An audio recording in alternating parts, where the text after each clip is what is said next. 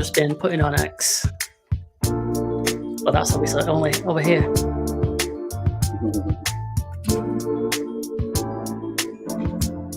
All right, we're live. We are back with another Watch and Score live stream. I'm with Josh. I'm with Alex. And it's been a few weeks since our last one. That time flies. We are going to have a brief discussion about the last couple of weeks' worth of fights. But first of all, Josh, how are you doing, my friend? You've been busy lately. We've just been discussing how's things. Hey, trying to stay level-headed, my man. Trying to stay level-headed, but all is good, you know, just out here in the boxing world, trying to make things happen, learning, living, enjoying the time. Always happy to be here, chatting with you guys. Awesome. Alex, welcome aboard again. How are things with you? Yeah, man. Good morning, good afternoon, and good evening to some. Yeah, it's been a little bit of a rough week. I have tested positive for COVID, so about day 5. So coming off of it, so I may sound a little nasally because, of course, you know, it gets to the sinus, you know. But yeah, man, doing what I love. So definitely got to make sure I'm healthy enough for that. Yeah, man, you can pull through. We'll get this live stream done. No problems. Excellent. All right. Let's begin things along then. We will go back a couple of weeks. We'll touch on the fights that we have briefly spoke of in our last live stream. I think we can go back to Thursday, 8th of February. Teofimo Lopez had a decision victory over Jermaine Ortiz, outlining not the best of fights. And Teo, it seemed, struggled. Maybe some people thought he'd lost the fight. Josh, if you can remember that far back, let us know how you saw the fight, your expectations going in, how you thought the result was, and what's in the future for Lopez. Yes, coming into it, I was actually thinking it was going to be a pretty solid overall contest. I did favor Teofimo Lopez to go the distance with him in the contest leading up to it. And I did feel that it was a fairly close matchup. Both guys look to be in tip-top shape and both have decent size there for 140. You could argue Jermaine Ortiz may have a little bit more size just from an overall perspective, even though he's essentially moving up as well. T.O.'s second fight there at the weight, I believe it is, or third fight. And there were a lot of high expectations from a top-ranked perspective. They went with the kind of showman type approach to the promotion and all, and I thought they did a very good job with that.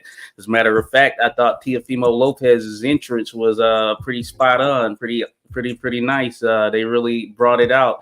I mentioned they had a Barnum and Bailey style entrance previously, sort of like the circus almost, and you know how that word can be kind of negative in the sport of boxing when you mention something being a circus. And I guess when it comes down to it, the fight in itself turned out to be somewhat like that, in the sense that it didn't quite live up to the hype that had been built up for it, because what we saw was a very strategic Jermaine Ortiz who chose to operate on the outside, not really engage in a ton. And we saw a Teofimo Lopez who, strategy-wise, couldn't seem to figure out Jermaine Ortiz. And that's kind of been one of the downfalls in the fights that we have seen Teofimo look bad. It's like he was trying, so you can't fault him for that lack of trying, but overall, he's just unable to do a ton with Jermaine Ortiz. So the fight operated mainly on the outsides with Jermaine Ortiz on the back foot mostly, and Teofimo Lopez charging forward, trying to land, though he was not very successful in doing so, and cutting the ring off. I guess you can say that's an art in some sense in the sport, and that's an art that Teofimo Lopez has yet to master, or at least in certain fights he's been unable to master such. So it didn't end up being a very good replay value style fight. Watching it there live, I actually scored it on Fight Night Scores, and I had it 116, 112 in favor of Jermaine Ortiz. That being said, it was all over the place in terms of what I saw online. Of course, we saw the judges had it, I think, unanimous for Teofimo Lopez. So it's a matter of what you actually chose to operate with. I felt the cleaner punches were certainly Ortiz. They were few and far between. The volume was with Lopez, though him landing was also few and far in between.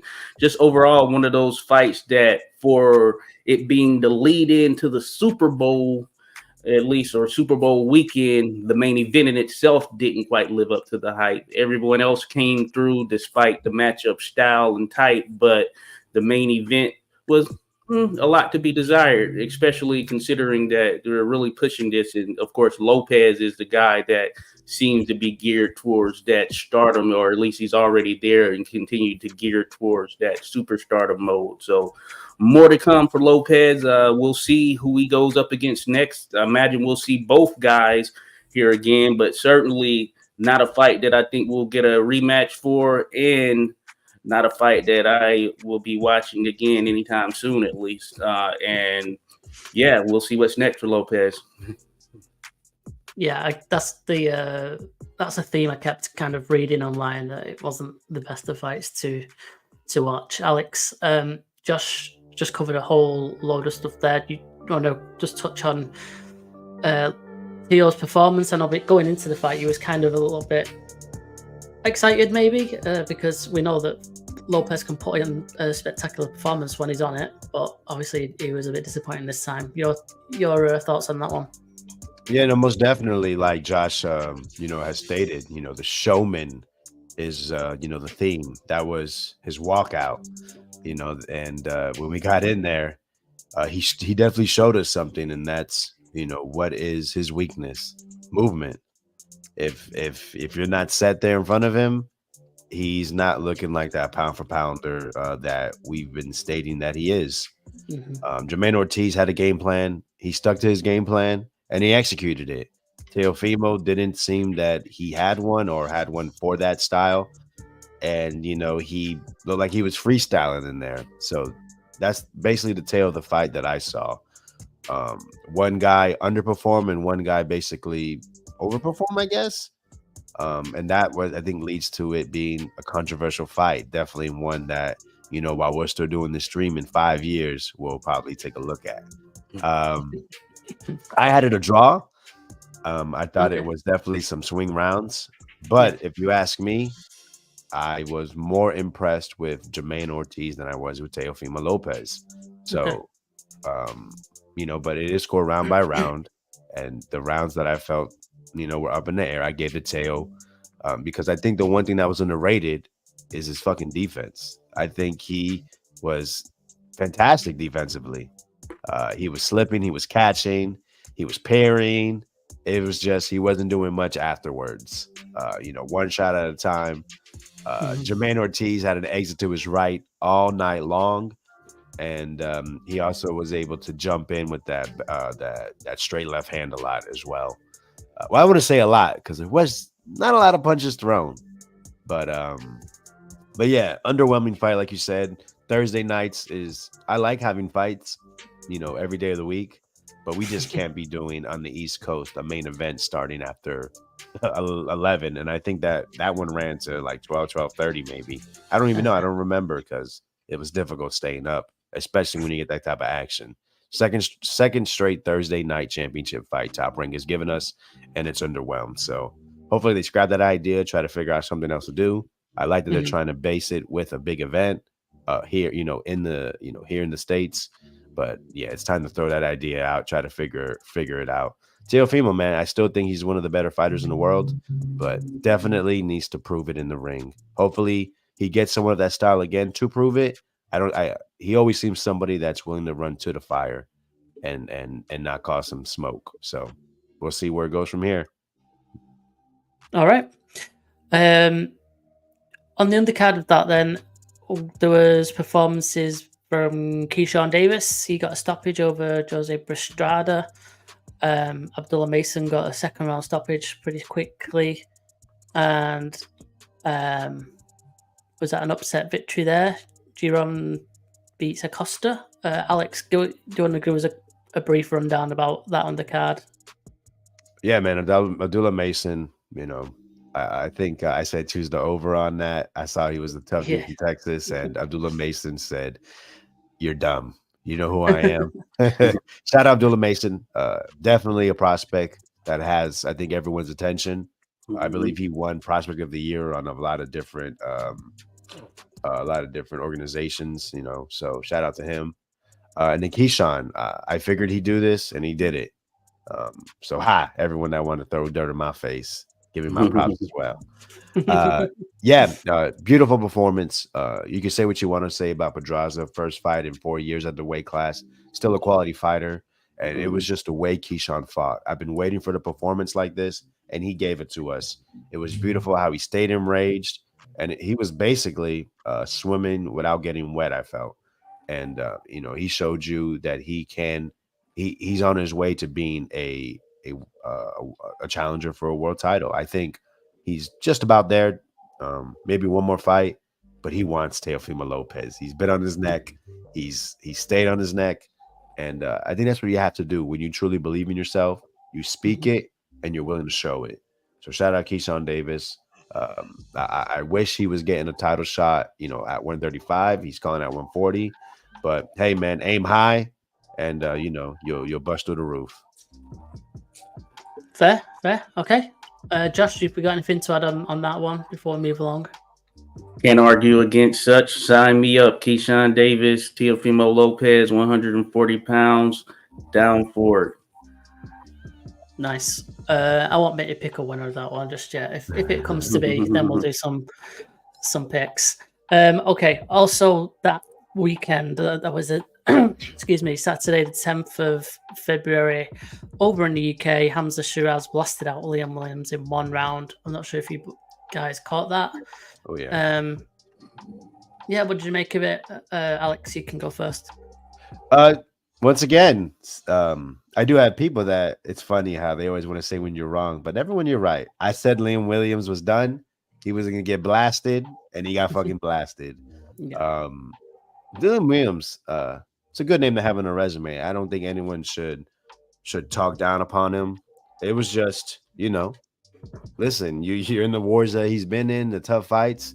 You face a young lion. This is what's going to happen.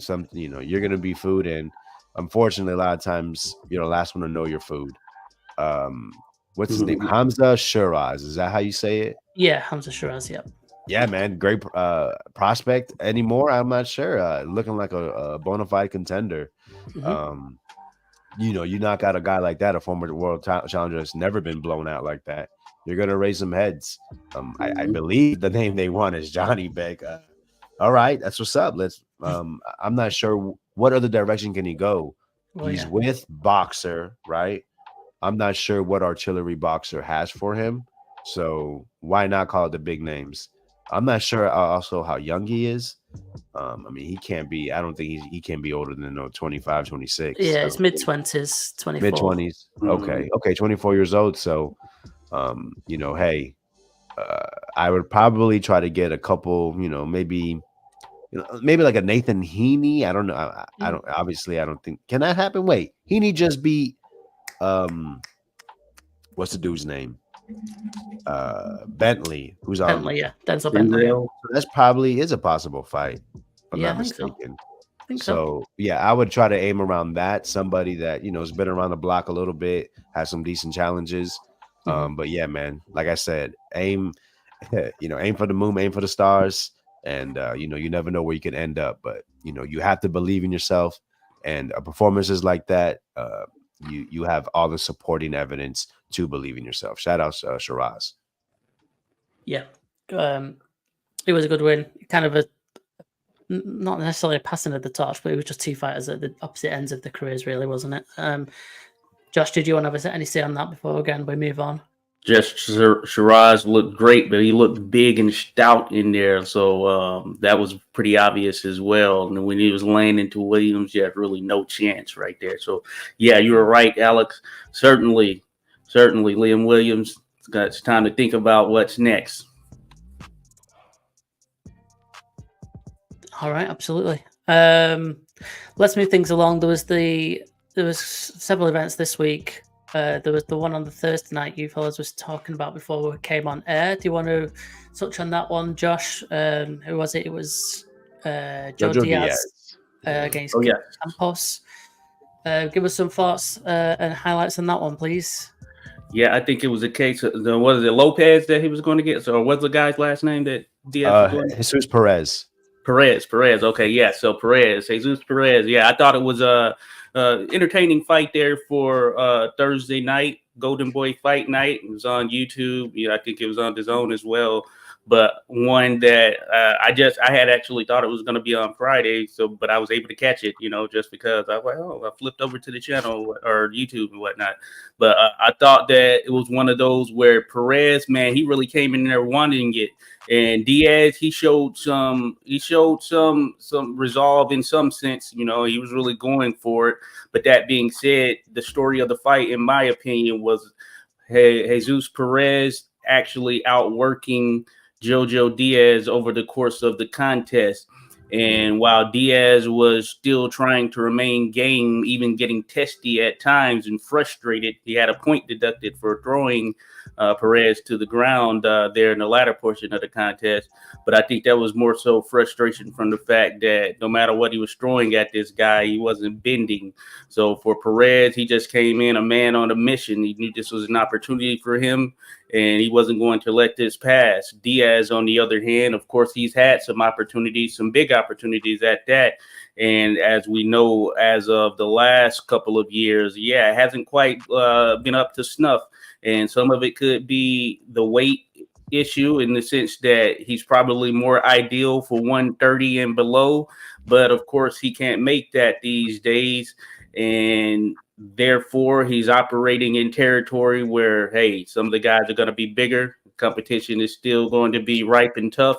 And he's just in that phase of his career where he's pretty much like a gatekeeper in some sense. And he ended up losing the contest. I believe it was a split decision. I thought it should have been a unanimous. That being said, it was a split decision. Diaz felt that he won in the aftermath of the contest. In his interview, at least, he felt that he was done wrong and there was some type of injustice. He even mentioned looking for a new promoter. And I'm sure he can find someone to promote him. But of course, that's not going to change where he is trajectory-wise in his career. And he's just going to have to come to that realization. So shout out to Perez for putting in the work, doing what he needed to do. And for Diaz, hey, you can choose to be a gatekeeper. You can try and work your way to get back down, which is probably going to be unlikely, but going up is not going to be any easier. So tough decision to be made, but we'll see what's next for both guys.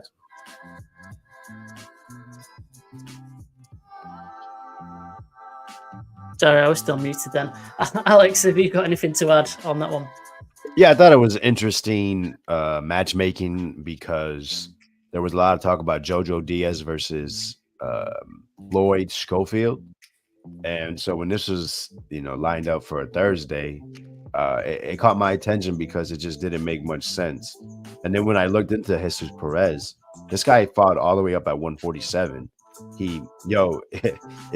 If you did your homework, this dude had a fucking war with Alexis Rocha. Like, it was just insane. They fought in the pocket, in each other's chest, and Alexis Rocha would hit Jesus Ramos with a 4 or 5 punch combination, and Ramos would blast him with 2 hard right hands.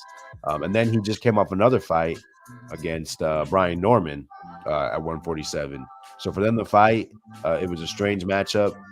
I wasn't sure if Perez was going to bring the right amount of volume with the technician that Jojo is. Jojo is a sharpshooter.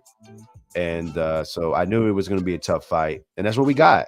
I scored it 5 rounds to 5 point deduction because Jojo threw fucking Perez on the ground. So I had Perez winning by 1 point. But yeah, I think, with the pressure that Jesus put on, the amount of punches he was throwing, it was tough to give those close rounds to Jojo. So yeah, definitely Perez earned that victory. So I wanted to see if they're going to put him in with Kid Austin with Schofield. So I guess time will tell. I think they should make it. I think Floyd is strong and fast enough to mute a lot of that offense. We just got to see about that chin. Number one thing when it comes to these prospects. Run it, man. Keep these good, tough matchups. It's good for boxing, and it's good for the fighters as well. Yeah. All right, cool. I think that wraps up that one at least. Let's move things along because we've still got this weekend to discuss. Shaki Foster, Abraham Nova, that happened on Friday. Split decision win for Foster. Alex, give us your view and verdict on this one, please. Shaki Foster, man, a fighter that really came up tough. Had things going on outside the ring. Then had promotional struggles. Challenges getting big fights. Signs with Top Rank. They put him in with Abraham Supernova, a fighter that has speed and power but flawed. We see Nova get knocked out by Robisi El Tren, and I expected Oshaki to get the stoppage here as well. Abraham Nova put on the best performance of his life. He showed that he did have that speed. He did have enough power to keep Oshaki's hands in his pocket, and understood when to attack and when to not. Oshaki, yeah, man. I wouldn't say disappointing, but it seems to be second fight in a row, just not throwing enough punches. This time, it wasn't as much of a struggle. He was able to go ahead, switch stances. He was able to, parry and then counter jab from the southpaw stance. I thought he did better from the southpaw stance, but even from the right hand, he was able to step back and pick his shots. Gets the knockdown in the 12th round to go ahead and earn. I believe it was a majority or said split here. Split. Which I didn't exactly see, but a lot of people did give Abraham Nova credit. I just want to say it's a theme when it comes to these fights. When somebody underperforms and the other one overperforms, people start saying robbery. I didn't hear that too much with this fight, but more than I expected when it came to people believing Abraham Nova could have or should have pulled this victory out. But yeah, shout out Nova. Performances like this is why we need to see people fight, because Nova, even though I didn't expect him to win, showed quality, showed he belongs to be given opportunities. And Foster, he has a mandatory in the wings, a dude that he fought in Dubai a couple years ago, Mohammed Yukumbov, I believe. And I wouldn't be surprised if they go ahead and try to make him versus Ramsin Conceição. So definitely some options. Unsure of any unification bouts. But Oshaki Foster, I think, is a fighter that everybody should watch because he's just a true fighter when he gets in that ring. He's willing to brawl. He has skills. He can box with the back foot. He gives you everything. I will be tuning in to Oshaki Foster news. Cool. Josh, did you have anything to add to that? Oh, yeah, just for Foster, it seems like that shine's been a long time coming. So, just an excellent fighter to watch, just visually out there as he operates. And I agree with Alex, pretty much everything he said. Abraham Nova, man, sign me up for see him again. I think this was sort of the fight of his life right here because he really put on, especially there in those early rounds, was doing a lot better than I thought he would end up doing. And he showed grit even there to the tail end, though the pace got to him, essentially. And I do think it was a clear victory for Oshaki Foster. I had it 117-110, scoring it on the Fight Night Scores app. That being said, very good fight. I like to see both of those guys again.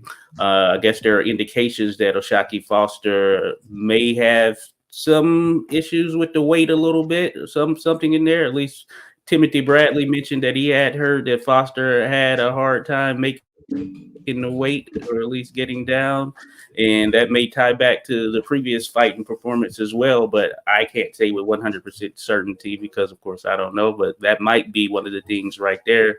That being said, sign me up to see both of these guys again, and I look forward to what's next for Oshaki Foster for sure, because he is a very good fighter to watch. Excellent. Okay. I will just briefly mention that there was also wins on that card for Bruce Carrington. I know you're both big fans of him. And there was a win for Andres Cortez over Brian Cavalier. Did you want to mention anything briefly on that one, Alex? Yeah, man, Shushu Carrington. His last performance against Sanchez, I forgot the gentleman's first name, Jason. That Mhm. definitely opened up a lot of eyes because that was a dude that's never been stopped and fought at a weight class higher against a quality opponent. So coming in with this guy who was facing a southpaw Filipino fighting out of Norway. Dude, had 18-1, one loss. Has been dropped before, but seemed to have possibly something to test Shushu, and it wasn't a test. Once again, Shushu blasted this dude out. It was a lot of people were talking about the knockout. They were very impressed. So now it's with Shushu, what are we doing? Second straight, exciting knockout. Are we shooting for 126 title, or are we gonna keep on being a showcase fighter? He's 26 years old, had a great amateur background. I think he wants the top, and now it's going to be up to his manager and his promoter to put him in those situations. I think next we got to see him in a co-feature against somebody that is seen live enough to give him a challenge. I'm unsure of that at this moment, but definitely want to take a look because I think Shushu is known as one of the hardest guys to spar against. You always hear a lot of these stories. He's talked about he sparred with anyway, thought that he did very well. So yeah, man, Bruce Shushu Carrington, man, a name to watch out at the 126-pound division. Andres Cortez, another guy. They say this guy pulls up with his gym bag, says, "Yo, I'll fight anybody. Give me everyone in this gym." And they say he beat dudes up. Mhm. Fights Brian Cavalier, Shadi, a dude that decent Puerto Rican fighter, had a bit of a good names. On his resume, decent dudes, I would say, not really good, but and Cortez dogged him out, man. Just too strong, too good for him. Now Cortez is, I think he's gonna be there, eventually for a shot at the 130-pound title that looks like it's gonna be vacated by Emmanuel Navarrete. Albert Bell, who else? Winner of Liam versus Oscar Valdez. Watch out, Andres Cortez is coming. We'll see exactly what he is once he steps up to that level. Sweet. Okay. Josh, did you have anything to add just on those two before we carry on? Hey, Alex, spot on with both of them. Spot on with both of them. So nothing else to add. Okay. And did you want to briefly touch on the Nanshinga victory? I think you saw this one, Alex. Oh yeah, saw bits of it. Was unsure of what to expect since Curiel, guy with a lot of fights but little knockouts, absolutely blasted out Nanshinga. They made this fight in Mexico. Everything was set up for Curiel to win. The fight, the way it was going, looked like Curiel was going to go ahead, maybe stop Nanshinga. Though Nanshinga he stood in tough, had his back on the ropes. Looked like he was losing, and was able to change the fight. Man, just throwing his punches. Hurts Curiel, gets the stoppage, man. These are the type of performances that create a star, man. It just shows you it's okay to lose. It doesn't matter, man. Losing is gonna happen. It's how you react. Then Shingo went into enemy territory and got the fucking stoppage to win back his title. Now look at him. Now what they're saying is they can bring Sonny Edwards down and make a fight. That's a huge fight. He just lost. He's 1-1 in his last fights. Got knocked out. And now he's going to get possibly a big fight against Sonny Edwards. Nanshinga, you're a true fighter. You deserve all the praise. And I can't wait to see your next fight because I know you are willing to come back from anything, from being down and out, from being counted out, from everyone telling you made mistakes coming in 3 days, 4 days before the fight. And you went ahead and you proved that you believe in yourself and that you are a true fighter, man. Shout out to Nanshinga. All right. Fair enough. Fair enough. I don't think you caught that one, did you, Josh? So we can move things along. I didn't catch it, but I'll say, big nod to that. Sometimes, we got to stop thinking having a 0 on the record means that you are special, and that if you have a loss or 2 or even more, that you're not a top level fighter. I think that's a perfect example right there. It's about what you do on that night. Absolutely. Okay, I think that does us for the more recent action that we needed to cover. We're already 30 minutes into the stream, boys, so let's move things along. We've got a another classic fight to enjoy, I suppose. Now, Alex, do you want to give us an introduction before I do my usual spiel about how to join us in our scoring group, please? Absolutely. Today's fight is Iran. You know, it's interesting. I'm not sure exactly how people pronounce it. I hear Iran. Okay. Let's go with Iran Barkley versus Roberto Duran. Let's start with the challenger. Roberto Duran, manos de piedra, right? Hands of stone. Coming into this fight, 37 years old, 5'7", 66-inch reach, former WBA and WBC lightweight, WBC welterweight, and WBA light middleweight champion of the world. 84 wins, 7 losses, 61 stoppages. Now the champ, Iran the Blade Barkley. 28 years old, 6'1", 74-inch reach from the Bronx, New York. Current WBC middleweight champion, coming in at 25-4 with 16 KOs. A lot of losses in this championship fight. Doesn't take away the quality. Exactly. Okay. So the instructions have been on your screen for a while now. If you are a first-time viewer here, you can join our scoring group. We're going to score this fight as we watch it. We invite all of our viewers to score it along with us. The best way to do that is over at fight-score.com. You need to go to /register if you're not already a registered member. Quick sign up. Once you are signed up and registered, you'll have access to the group section. You join our scoring group using the code which has been on the screen. It's also in the video description, FSYT22. Once you've entered that code, you're in the group. You don't have to enter it ever again. And then in your group section, you'll be able to go into the live stream group and you'll see all of our boxing scorecards there. You'll see how that looks during this stream because I'll be showing it to you, the viewers, and Alex and Josh as we score this fight. You'll be able to see all of our scorecards that we score, whether it's through the live stream or any other fight that we score on the system. And you can directly compare scorecards, see the group's combined scorecard for that fight, and view fight analysis. There's loads of stuff going on there. It's all very good. Okay. Hopefully that helps. People know how to join our scoring group. They will do, and they'll come and join us in future live streams. Let's get the video up. I'm not sure if this video is straight into the fight or whether I'm going to need to skip ahead. But let's see. Oh, it's a long one. Yeah, we're going to have to go forward. Resurrected his career and ruined. I should have set this up earlier, shouldn't I, boys? No worries. Oh, good. Crowd. Oh, a young Michael Buffer. Look at that. Good grief. Well,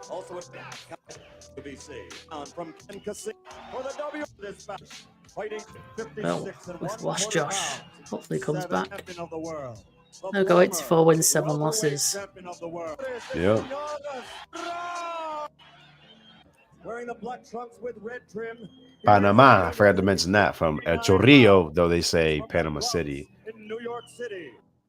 His professional record, 25-4. 25-4, 16 by chaos. He won the championship with Like you say, it's a different world, isn't it, compared to today? Yeah, man. Hey, salute to the chat. You know, salute average boxing fan, Black Ray Donovan, and Adrian Michelle, I guess. So this venue, this is actually the West Hall. Ooh. We may have lost Alex.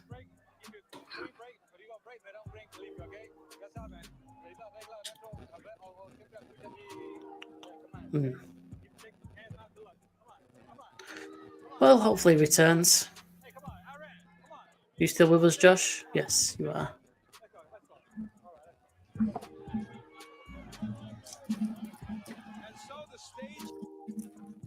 I'll just do a pause and hopefully Alex. I'm still here. Back. Josh is still here. Alex, you're still here? The internet went out for a second. Yeah, okay. Sorry about that. No problem, no problem. Sorry, we actually didn't catch. I'm here. My connection here on my computer is acting up, but I'm on the phone as well. Okay. If you can hear me. But yeah, it's in Atlantic City. Atlantic City, okay. 7,007, 7,500, depending on which article you read.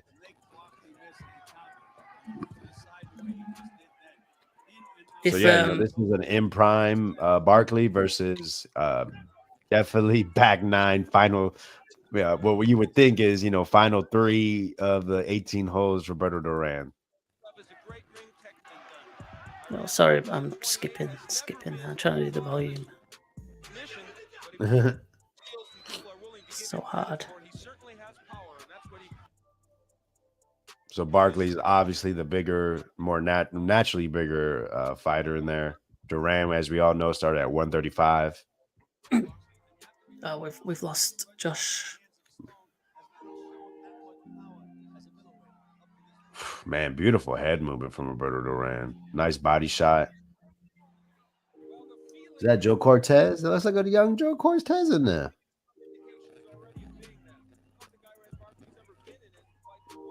I mean, you can see the weight on Roberto Duran. You can just see it on his midsection.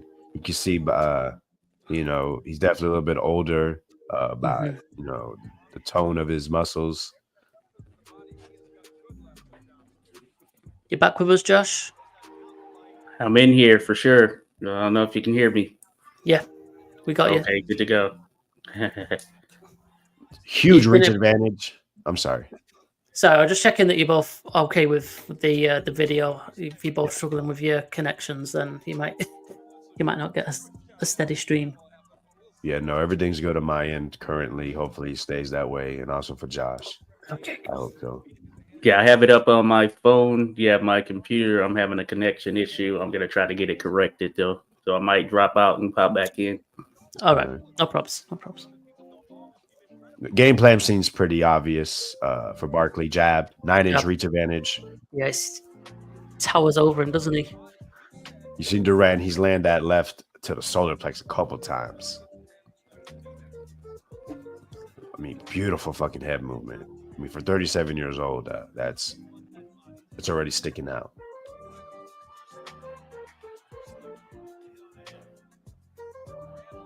Oh. All right, lands that left hook. Duran definitely felt that. Saw him look at the ground. Adrian says that Barkley looks like LeBron next to Roberto Duran. Yes, 7 inches height, 9 inches on the reach. Oof, blasting him with the right. Oh, looks like he hurt him. Oh. I mean, the man's name is Hands of Stone for a reason. Got that equalizer. Yeah, man, that was an interesting round, a fun round. Man, I love how close the crowd is, bro. That is amazing. We don't get that here a lot.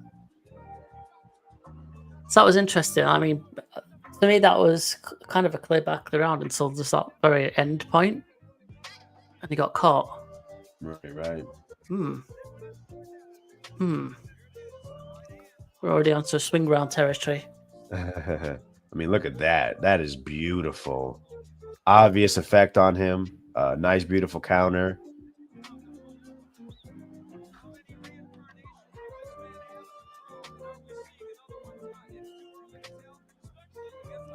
Oh, man. Already struggling to score.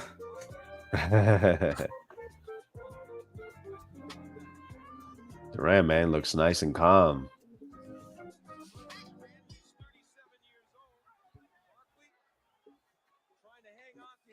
Look at that. Starting to parry, and he wants to land that right immediately.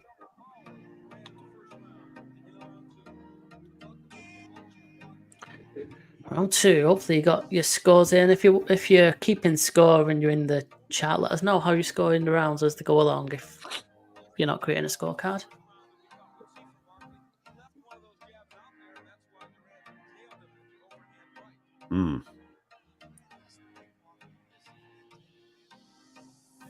There's some very short shorts that Barkley's wearing. Duran's definitely got the longer ones right past the knee. Yeah.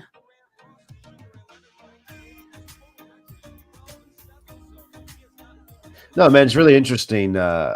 Technically, Duran's obviously better, and athletically, size-wise, Duran is definitely superior. So you got to love these type of matchups because it's which one's going to win out. It's just not a good look for Barkley, the bigger, stronger man, to get pushed into the ropes.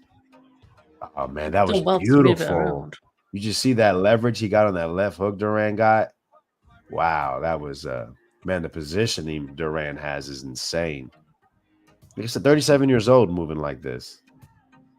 It's not really about, obviously it's not quick. It's just to be able to still do that at that level, at age. I mean, it's only round 2 though. How old did we say Barkley is? 28. This one, sorry, right, 28. So a fair difference then. Good, good jab. They didn't really turn. Barkley didn't really turn it, but still was able to land it. And probably a little too close with his reach advantage, but landed solid.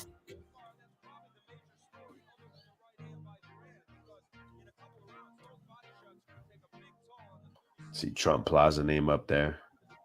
Oh yeah. Everywhere in boxing, people forget that.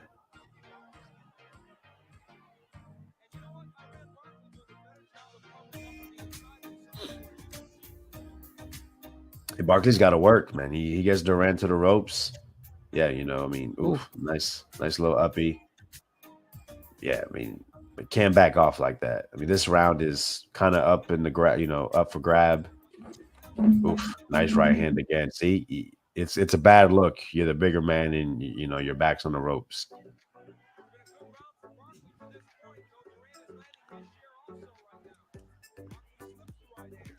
Good action though, isn't it? There's no holding back. They're both straight out and out. No feeling out rounds.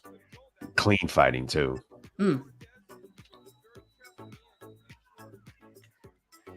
Are you surviving, Josh? Back with us?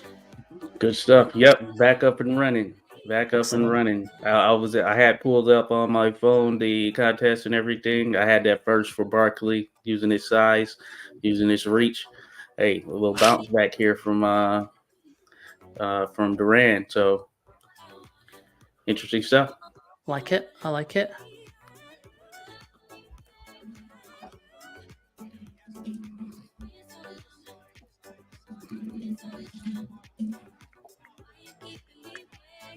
I'm always a fan of I don't know if the people can hear it, but I'm always a fan of the playlist you got going on, man.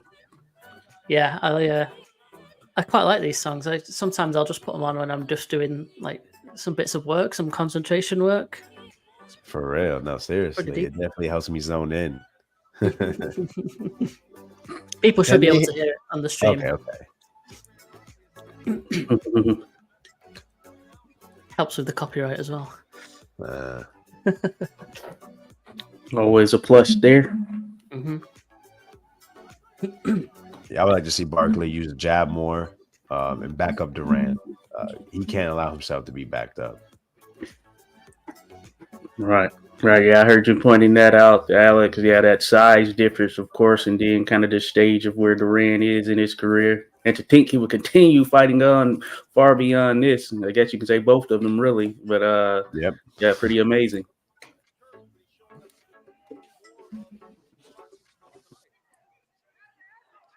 And if I'm Duran, just keep doing what you're doing, man. Especially if you're able to fight at this range. Oof. Oh, that was beautiful. Beautiful counter right. Perfect timing. Yep. You see when he throws that jab, he has to reach a bit. Iran, he's got to make him pay for that a little bit. He's got to let that right hand go. Or at least try to catch it and counter jab. I know you said prior to the stream starting, Alex, that this was kind of a comeback fight for Duran, kind of prove he's still there and can mix it. Was he an underdog for this fight? Yeah, so I couldn't find the odds on Duran to win, but Iran Barkley is a 2.5 to 1 favorite. Right.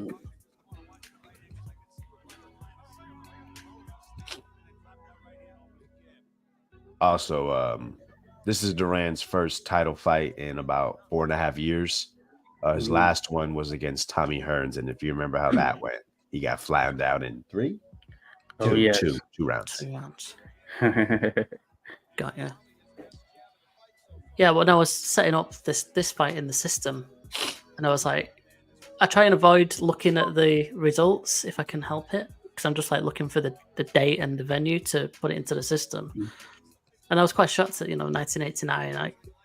You think of Duran, I didn't think he was fighting that late on, to be honest. Oh man, I think he fought all the way to the 2000s. Yeah, I think he ended up doing it in the end, didn't he? 2001, 2002, he retired, and it was due to injury. Yeah, he'd still be going. 50 years old, he was fighting. Roberto Duran is 37 years old. Still hope for us. It's a good age. Oh yes. So yeah, this is when Barkley's at range, using that length, he does well, especially that snapping jab. Well, he causes, and he also, Jesus Christ, great shots by Duran. Yeah. He's causing Duran to, for Duran, right? He has to step back, right? He has to draw Iran in, which is to his advantage. But like you said, when he's bumping out that stick, landing it, there's not much Duran can do, but hope he can counter him, which he has been doing. So it's an interesting fight, interesting battle. Yeah, it is.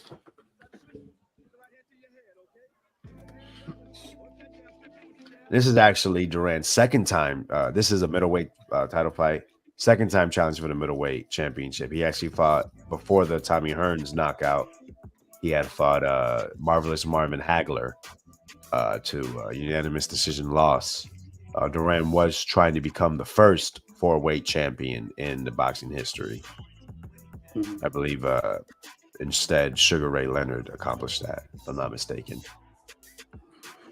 Yeah, it was catch weight though when he ended up winning that. What was it? 168 or 175 pound title. Yeah. Yeah, against what is it, Donnie Ladunde or something? Something like that.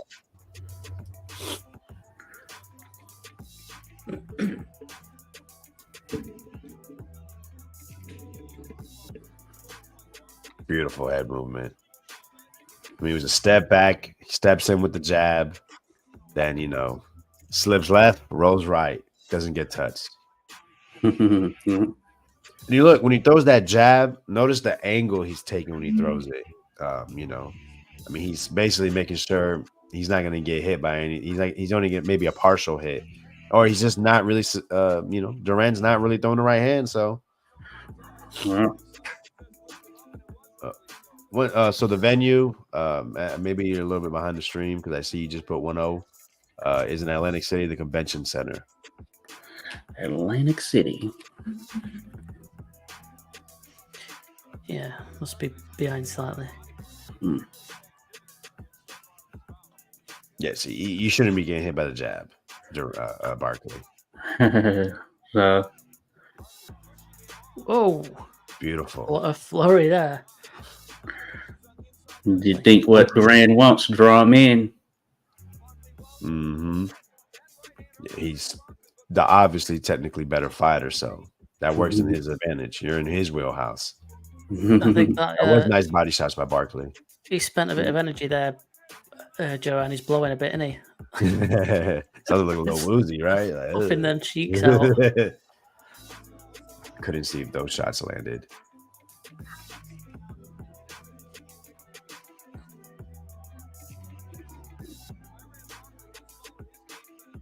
Yeah, take a step back, my friend. Yeah, those left uppercuts to the body, you're going to get countered hard. My dog in here. We heard that. It was my dog going crazy. Oh, now we hear. It's funny. Didn't hear it until you said it. We always welcome a dog appearance. He didn't like to see Duran get hit. So he's a legend. Nice right hand against by Barkley. See, now he's letting the right hand go. Ooh. Wow. Oh, wow. There you go. Barkley lands a glancing blow. Look like he had an effect, though.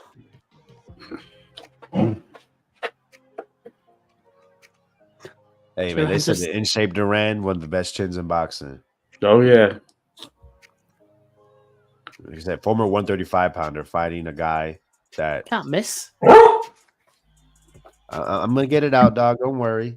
So speaking of Tommy Hearns, Tommy Hearns actually lost his title to Iran Barkley in the previous fight. He was beating the shit out of Barkley. I had cut both cuts above, I think above both Barkley's eyes, a cut on his lip, bleeding, profusely. Barkley body attack, lands a big right hand, knocks him the fuck out, wins the title. Well, Story of Hitman's life right there. Yeah, I gotta check, man. I mean, between 147 and 160, did Tommy Hearns ever lose a decision? I don't think so. Only by knockout he lost.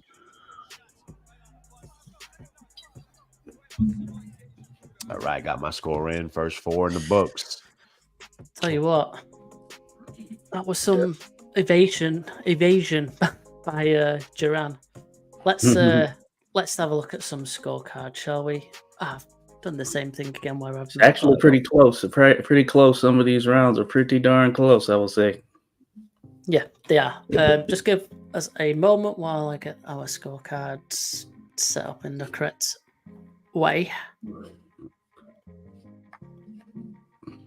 That's mine. Alex, Josh, we should be good.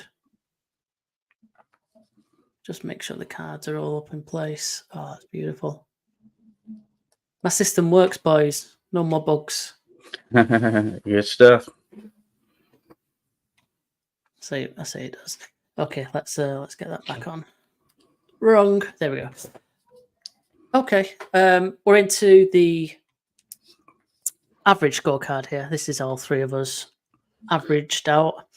So we'll go straight to it. Round 1, Barkley. Round 2, Duran. Round 3, Duran. Round 4, Barkley. Interesting. Mm-hmm. So that's 2-2. If we go to our group.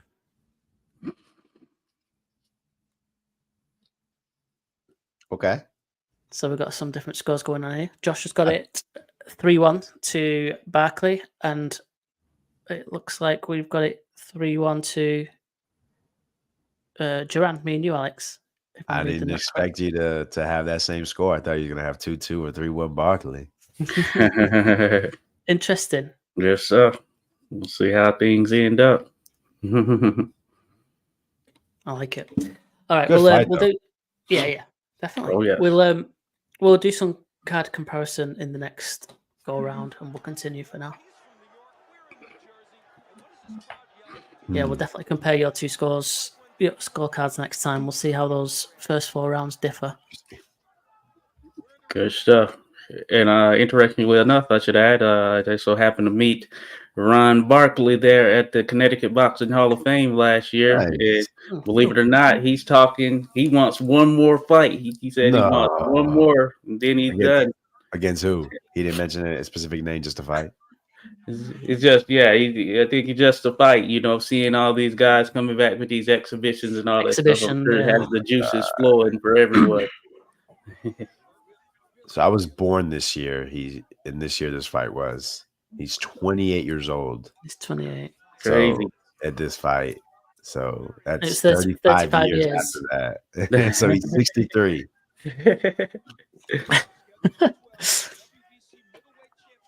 The year of the comebacks. We're in the time of the comebacks.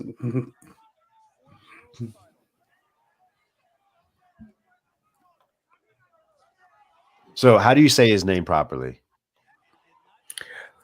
Well, I've always gone with Iran. But that being said, I've heard it all different ways.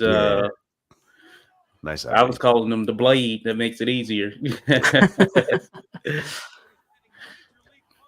Getting some nice single shot, back and forth between these two fighters as they fight on the inside. A little bit back and forth. Pretty good action as we pass midway through the 5th round. Definitely feel like this round is up for grabs. You've seen sweat being punched off both heads. Oh yeah, I mean, Jesus Lord, this is a championship fight, guys. This is what we sign up for right here. And it seems Barkley has had way more success on the inside these last 2 rounds. I don't know if it's just commitment on the inside or he's found a little bit of the right rhythm to go ahead and land on Duran. Maybe Duran. I think you had mentioned it. I thought I was gonna sneeze. I think you mentioned it earlier, but it seemed that Duran started huffing and puffing after I think round 3.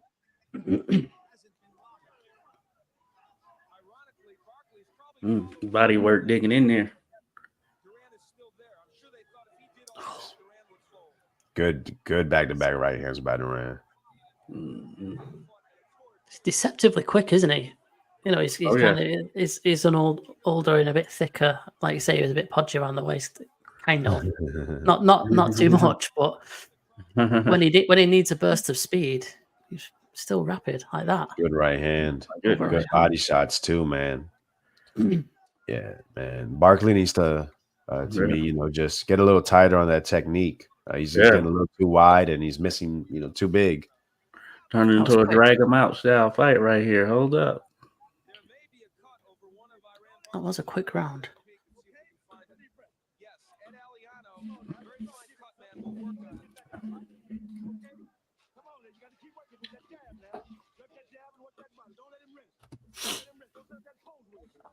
And if anyone's a NFL fan, Iran Barkley is an uncle of NFL. I'm going to call him superstar running back for the New York Giants, Saquon Barkley. Oh, yeah. Okay. I believe he's a great uncle. Yeah, I saw him at an event once. Saquon? Yeah, not me being there at the event on television, actually. Yeah, and they mentioned that. Oh, Saquon, yeah. Yeah, of course, he is a bit of a boxing fan for obvious reasons. Yeah. Nice jab, man. I just want to see it more from, I'm about to call him Saquon, from Iran.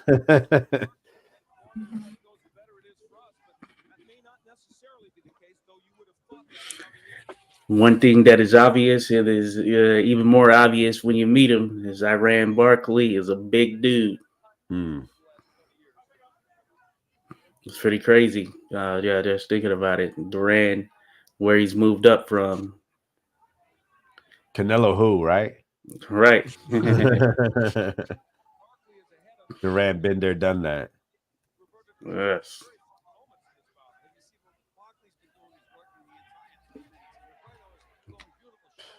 Man, I don't know how many times I got to say it, man. The anticipation, the timing, it's immaculate.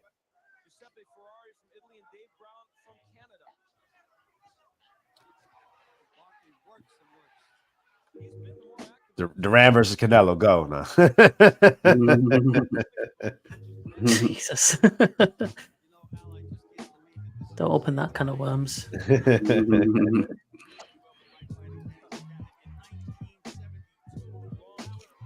Nah, man. I mean, I don't know how many times has he caught him with that little hook, huh?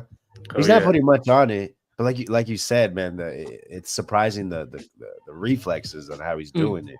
I mean, that's reps. Yeah.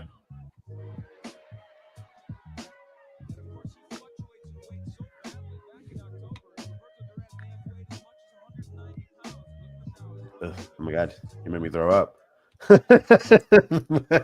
Sorry, man. Good body work from Barkley. God damn, just fucking jab, dude. I want to score rounds for you, buddy. Oh yeah, got to give it to Duran. He picked it up.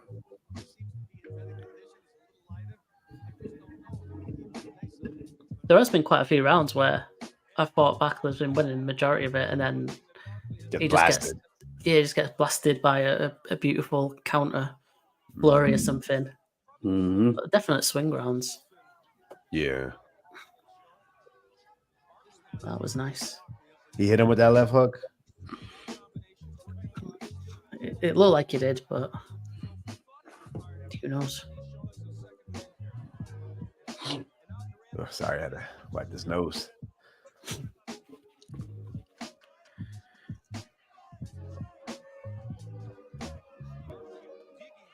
Hmm. Oh, it's getting a bit Slippery motherfucker.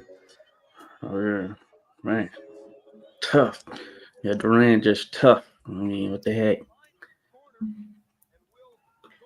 Man likes to fight. Man Yeah. likes to fight for real, right? Jesus. Yeah, he's about that action. I tell you that.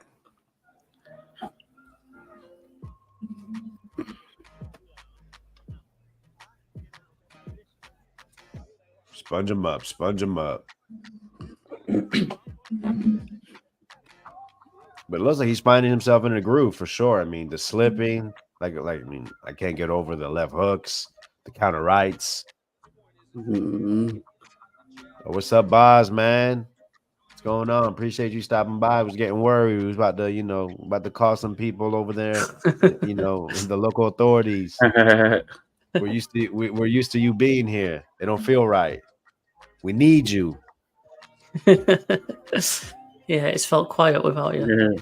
Thanks for stopping by, Buzz. Make sure you hit that like button. Sorry. Oh yeah, that light. All right, we're straight out. Next round.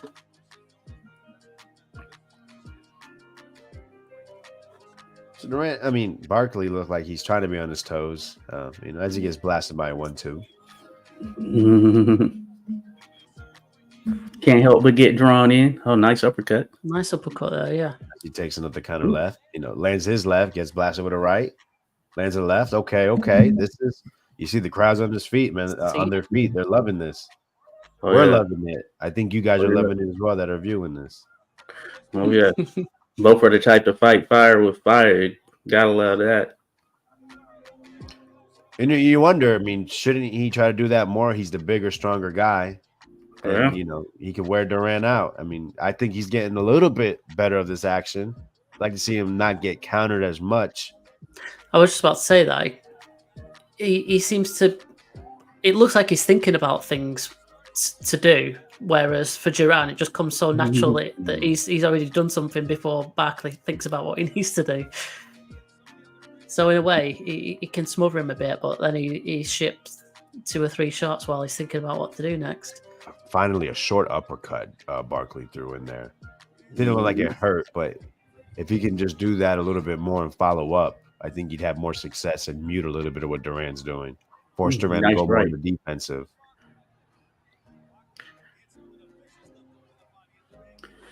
It's crazy. Yeah, Duran has shown that he can push Barkley back. Since the beginning. Oof. Oh. Nice. You guys are bringing it. I think this is Barkley's best round so far. Yeah, I'd go along with that. He's still getting caught often, Yeah. but he's having success. Mm-hmm. That's a nice uppercut again, short one.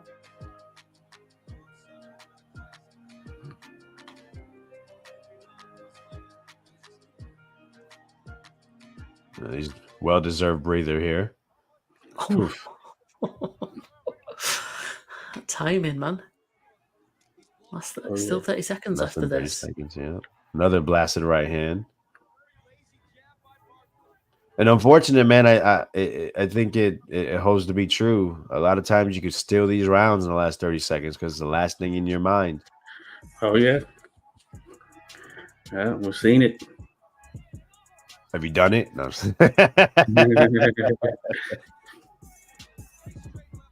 Yeah, don't let this out, man. Barkley, man, he's once again allowing a round to be, possibly taken away from him, and that sucks. Oh yeah. That was a good round, though. All action. I like it. I want to also add, I forgot to mention, Barkley in that fight against Tommy Hearns was the ring upset of the year, 1988. Wow, okay. Josh, a quick plug for the podcast. Boz asked the question. Are you doing your podcast after this? Oh yeah, of course. We're gonna hop in there, do a little talking. Yeah, I've been ready there, Boz. We're waiting on you. Yeah, if you haven't already, make sure you go and mean hook. Sorry. Make sure you go and check out 86 Boxing. That's Josh's channel. Yeah, subscribe, man. He's doing stuff for boxing. He goes to these amateur shows. He's going to these meetings and conventions, Hall of Fame. If you like boxing content and you say you're a true supporter of boxing, you need to be subscribed to 86 Boxing immediately. Go and do it. Not yet, just after this stream. Sure. Yeah, shout out. I saw the picture with Franchon Cruz, man. That's awesome. Shout out to her. Oh yeah. Because I picked against her. I didn't give her a real shot. Oh yes, yeah. She handled that pretty well. It showed that she was the veteran in there. She was the one with the experience. And I heard she was just at a big fashion show. So yeah, Oh, man, I yeah. know she does her own gear. Her own Mhm. walkout. She also, I believe, has her own clothing line. Oh yeah. Oh yeah. Salute to Franchon. Oh shit! Oh. Yeah, Left man, hook from Barkley hell. definitely coming on. Duran felt that one. Did he think kind of slip a little bit there? I mean, he clearly shipped a shot as well. Maybe he was more off balance. It's quite possible, but I think definitely he was shook up, and Mhm. maybe if that punch didn't land, he wouldn't have potentially slipped. Yeah. I think that shot had a lot to do with it. Absolutely. Yeah, man. All Barkley right now. Duran's trying to fight back, but you see the head movement's not there. He's staying on the center line, standing straight up on the ropes. Ron just got to let those hands go, man. Don't let. Ring him in. There you go. Get him back there. Bully him. Ooh, don't get clipped like that. Look, now tables have turned. Well, for these guys throwing heavy leather. I think Duran's still a bit affected. You can see it's nothing on these shots. He's fighting himself back. Another good left. Barkley.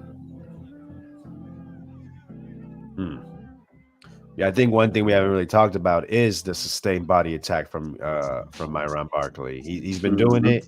It hasn't been that noticeable if it's landing or not, but he's throwing combinations and then he'll come up with the big left hook up top. Just landed straight on Duran's temple there. Didn't seem to phase him though. Yes, like I say there. Bodywork though, probably a good move for an aging veteran fighter. Oh yes. Take the wind out of him and then punch his face in. Here we go again. Duran coming on these last 30 seconds. Let's see let's see how he finishes this one. Iran, you can see he's come a bit wide again. Stronger though, isn't he? There we go, Barkley. And the pace is just crazy, just from both of these guys, really.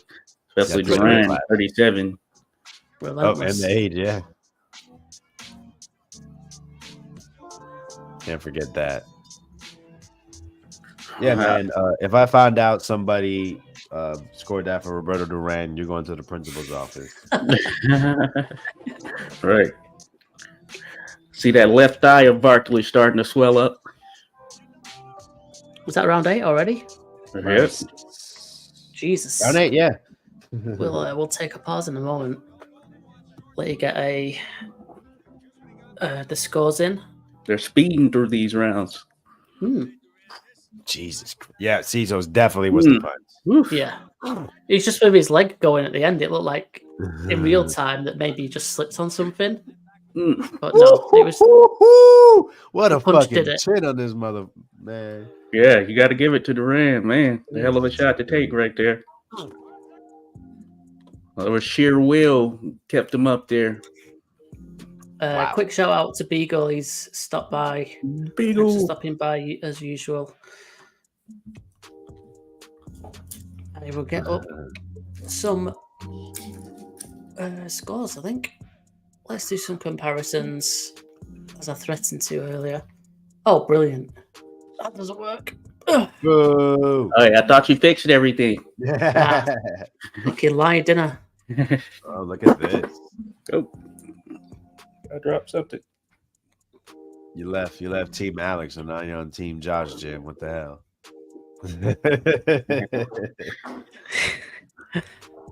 Oh, yeah. Look at that. Oh, crazy how they tie shifts. Well, I think it's fair to say that Barkley's definitely come back into this fight. Oh, yeah. I was getting worried. I was like, man, this is supposed to be like a classic fight. This shit's getting one-sided for me. Oh no, this is pretty crazy. It's a good one. This is my father's. My dad told me this is his favorite fight to rewatch. I can see Oh why. wow, awesome Okay. right there. Can't seem to compare for some reason.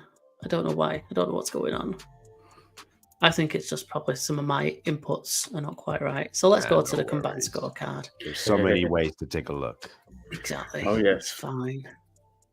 That's the great thing about Fight Night scores. It's too many ways, if anything. It's chaotic. I Not actually might enough be in the real deal, you know. Uh-huh. Let me just give me a moment and I might be able to get it up on another tab. No, definitely, man. I just felt Duran just showing his technical ability, his experience. He's been at the highest level, but possibly just that size, that youth, it seems to be starting to come into play more. Oh yes. Iran, man, he's shown he's a warrior. Like I said, his last fight, beaten up, cutting, bleeding.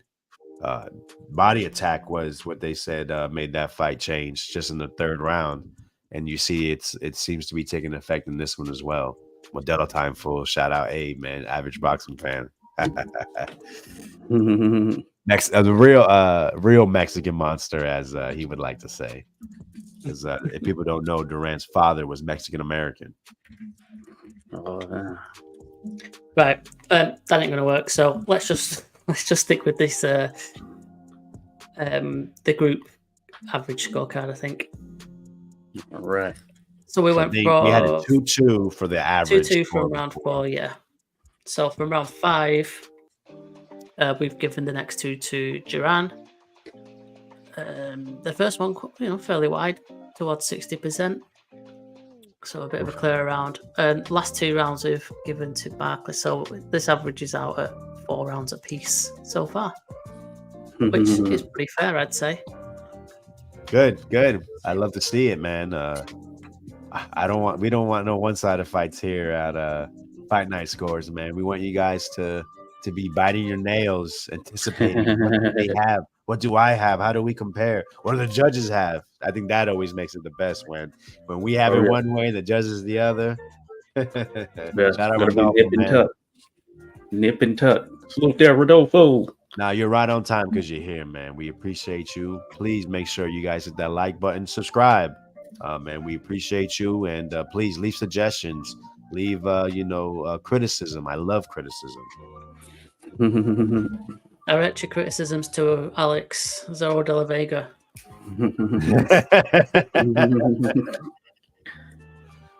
Oh, Jay Billy, man, appreciate you, man. Appreciate you, Billy. Thank you all for stopping by. Hopefully you're enjoying this fight as much as we are. It's been Yes. it's been good, and we've still plenty of rounds left. Yeah. Barkley again trying to get back on those toes, showing that he had a little juice left.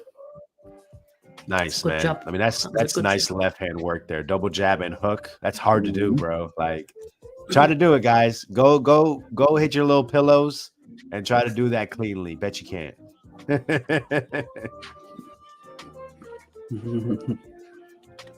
Just wrong range for Barkley to try to throw that jab.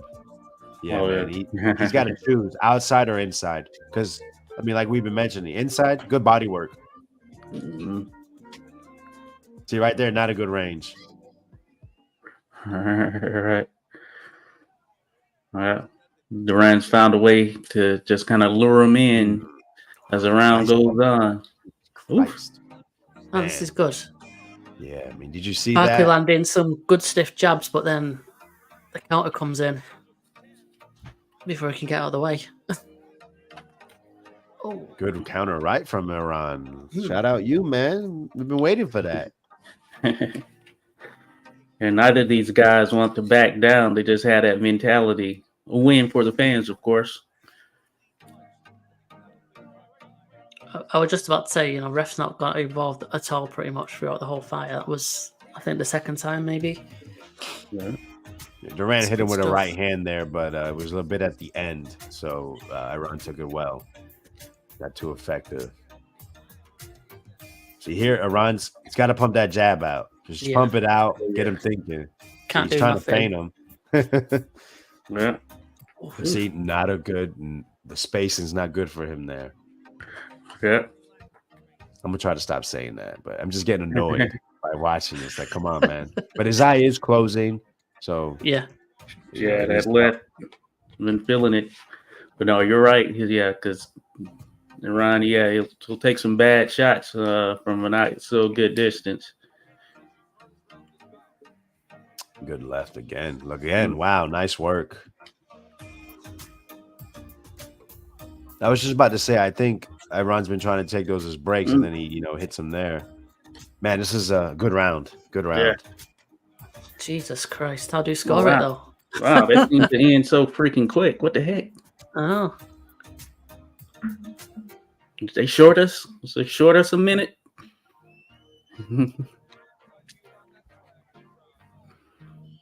That was close.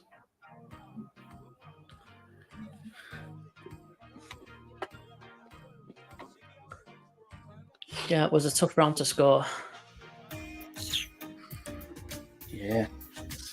One of those contests.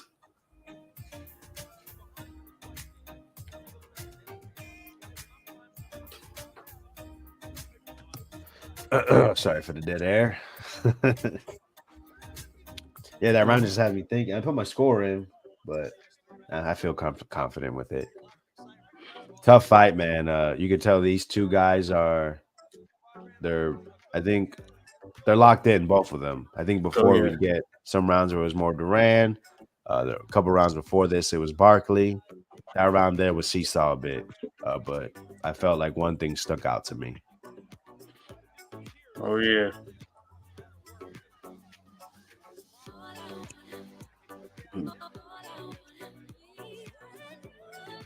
Yeah, agreed. Obviously, stated earlier, I know you just jumped in, Beagle. 9-inch reach advantage for Barkley, 7-inch height. So obviously, you want to keep it on the outside. He was jabbing a lot in the beginning, but Duran's head movement was making him pay. Mm-hmm. I mean, look at that. I mean, he embarrassed him there with that roll. But we are seeing significantly less head movement from Duran as the fight's gone on for obvious reasons. 37 years old, not his weight class. Facing a guy that obviously could punch because he punched Tommy Hearn's lights out. Oh, yes. Shout out Boxiana, man. Queens of the Ring. Make sure y'all check her out on YouTube. Her and her partner, I believe it's Nikki. Boxiana. Thanks for stopping by. Good to see you.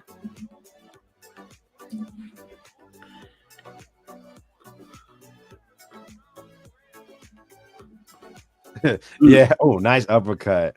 Yeah, Josh was saying he met Barkley in person. He said, yeah, he's definitely bigger than the average size man.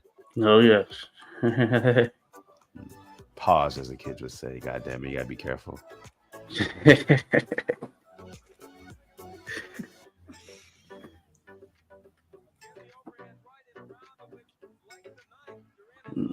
Oof, man, I mean, these guys are blasting each other. I would say definitely Barkley has landed the harder punches, it seems, as of late. Oh, yes. And, hey, Duran is taking them well. Taking them pretty well. Like it's breakfast. Speaks volumes. Oh. Oh, and he's doing a little bravado right now. Not that he should be.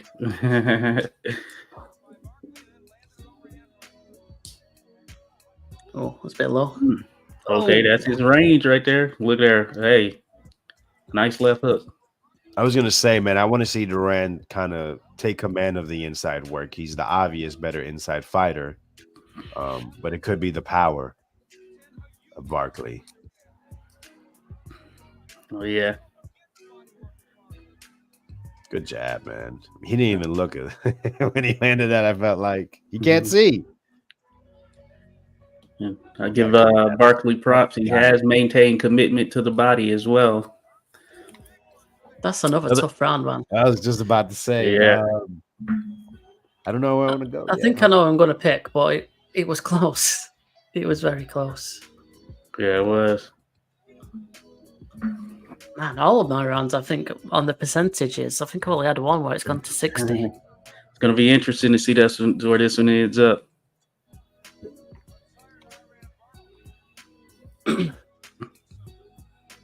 As a judge, how much time did they give you the whole minute to score, or did they want it in by like 30 seconds, 45 seconds? I can tell you that it's usually because they're doing 3, but on the amateur side, we're usually doing 5 now. So immediately they're going to go to 1 to try to go in order and go around. So you should have your mind made up, and it's really 10 to 15 seconds, I would say. You have more if you're the last person that it comes to, the referee comes to. But that being said, fairly quick. And once you have that down, they're taking it, moving on. 9/11, these boys, shocker, in each other's fucking grill. Iran with the fucking rolls now, huh? Look at him. Look at Iran. Still getting caught every time, though, isn't he, coming in?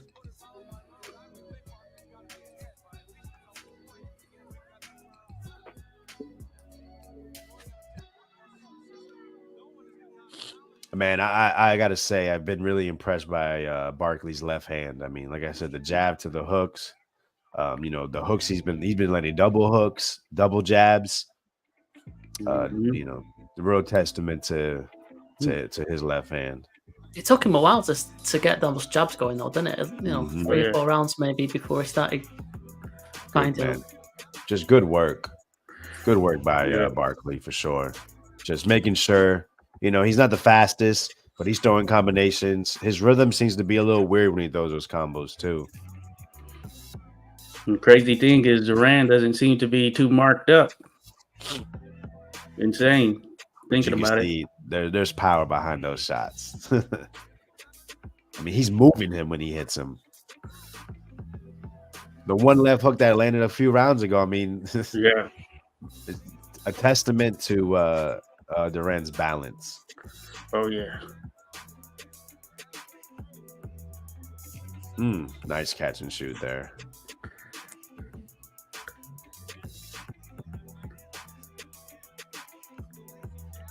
Oof, man, he got caught again. Duran did.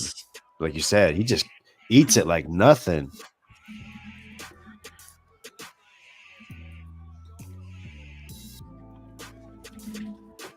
Ooh, blasted him with that right and jabs.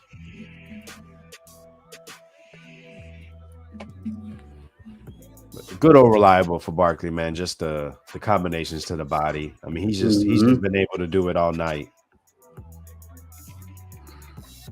Oh, whoa. Oh, what man. the heck? Oh no. Didn't seem like I wasn't expecting that. Happened exactly. What the heck? So went to the well a little too much there, Barkley. That's the hands of stone coming out then. For sure. 20 seconds left, man. It's going to be tough to survive. Just me to have had it small. Sorry, boys. Went into got him on the back foot now for the first time. Wow, good job. Good job to survive. Yeah. And that was a fun round. That was, it's kind of a close round. They were both having their moments throughout it. Oh yes, I was not expecting that. I gotta give it to him. Was not. Yeah, didn't enter my mind that there might be a knockdown in this either. Man, good fight. Hope you guys are enjoying the commentary. Please hit that like button. Share us. We want to go ahead and keep providing you with this great content, showing you these great fights from the past. You see this, knockdown by Duran. Finally, seemed to really commit to the punches. See that counter right, and then leveraging that left to land. I mean, like you guys said, hands of stone. So yeah, like, subscribe, leave a comment. Thank you. Yes, indeed. Play to Barkley getting up after those. What was that? 4, 5, 6 shots in a row, flush. I can see where the controversy is going to come in. I can see it already. But yeah, just to add to what you just said there, Alex, thank you for saying that. If anyone that is watching that thinks that they know other people that might be interested in what we're doing, interested in boxing, please share it on social media, or if it's family members, friends, get the word out, man. We want more viewers, we want more interaction. Indeed. Share Twitter, Facebook, all that. Pretty easy. Hit share. Interesting. Duran is not pressing more, I would say, but Barkley does seem to be, have his facilities back, seems to be strong on his feet. But I mean, his eyes closing. I would definitely try to land that right hand, try to disguise it with something. Oh yeah. That or Duran just feels for sure he's winning. Well, after the knockdown, maybe. Well, yeah, I mean, boost the confidence. Sure. Fight. You're in Jersey. Barkley's from New York. Oh yeah.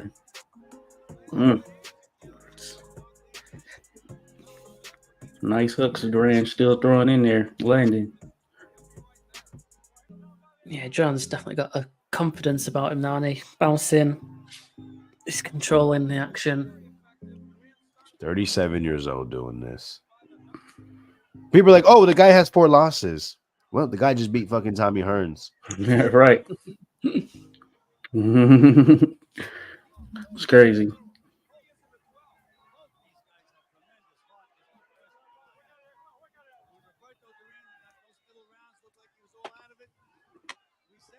For all those that care, I know a lot of people like to pocket watch. Barkley made $500,000 for this. Duran $325,000. Okay. And can you tell us what that is in inflation in 2024, please? I cannot. No.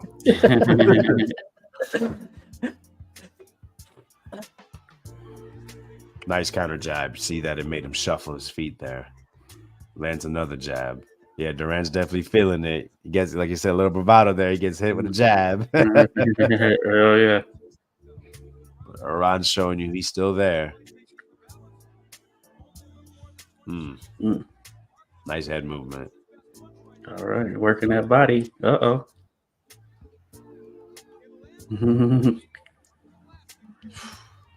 See, this is how you show you want it right here. Like I said, man, just the positioning, the head movement by Duran is ridiculous. Look at that shit. Fucking 12-round fucking war here. Oof. That was a good one. That was a good one. Ready to go. Man, that was such a good fight.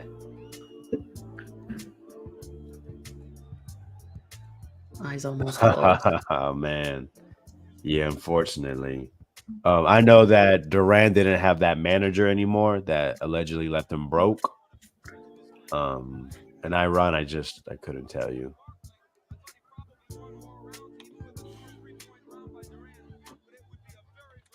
All right, get that final round score in. We'll listen to the end results. Oh, man. I'm surprised with my score. I am surprised. I cannot remember what mine would look like anymore. I got something shocking on mine.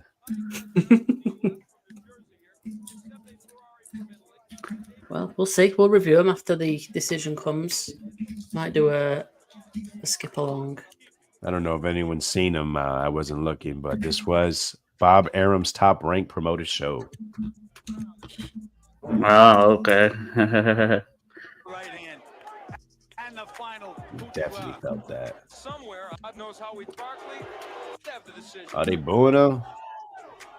Looks like it. Iran Barkley feeling very much that he won this Oh, fight. dead out of here. Oh, dead. We'll get it now. Here it is.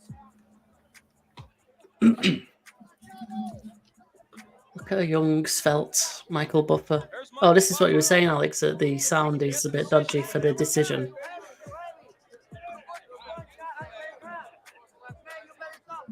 You're very tough, man. There is a problem with the microphone. All the people in the ring may have pulled it out. Well, it may not be a first, but I have seen it. And so Michael Buffer looking for the mic. Here it is. He looked mad as hell. Ladies and gentlemen. Ladies and gentlemen. Can't hear himself. He's like, for fuck's sake. Ladies and gentlemen, your attention, please. An irate Michael Buffer. Your attention, please. Can you hear that?